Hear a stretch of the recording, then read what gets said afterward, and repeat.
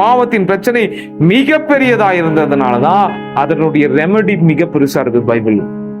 அதனுடைய ரெமெடி என்னங்க?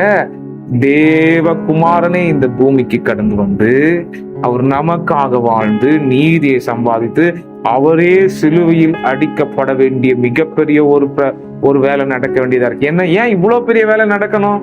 ஏன்னா பிரச்சனை அவ்வளவு பெருசு.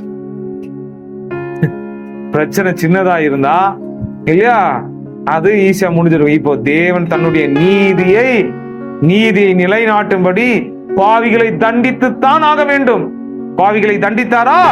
தண்டித்தார். எங்கே தண்டித்தார்? இயேசு கிறிஸ்துவுக்குள் தண்டிக்கிற. பாவிகளை தண்டிக்காம தேவன் விடுவது கிடையாது. ஆகவே பாவிகளை தண்டிக்கிறார். அவருடைய நியாயத்திலே தேவன் பாவிகளை தண்டிக்கிறார். நாமெல்லாம் அவ்வளவு பெரிய பாவிகள், அவ்வளவு பெரிய கொடூரமானவர்கள். அதான் வேதம் நமக்கு சொல்லுகிறது. ஆகவே நம்ம எல்லாரும் எங்கே தண்டிக்கிறார்?